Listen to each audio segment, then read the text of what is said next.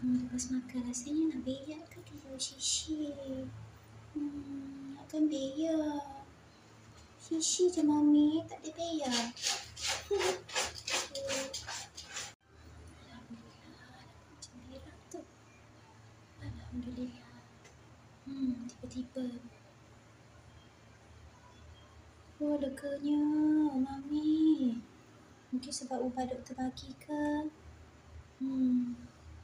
Alhamdulillah. Timbul sayang. Tu yang nenek tengok macam lain macam ni. Comel.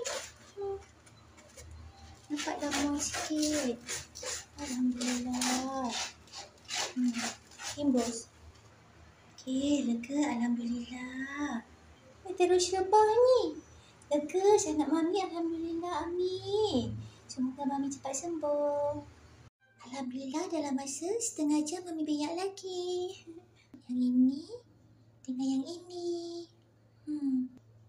Tersidai dah macam tu dah.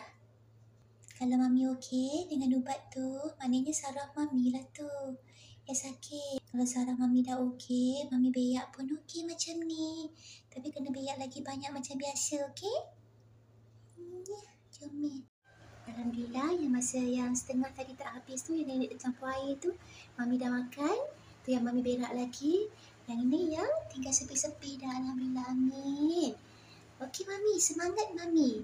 Habis dah? Tumpah-tumpah dah tu, tak apa nenek bersihkan. Okey. Alright. Okey, dah kira habis lah tu. Okey. Nenek basuhkan ya. Lihat sayang. Okey, sekejap lagi kita keluar sayang. Dia ada time-time dia nak keluar.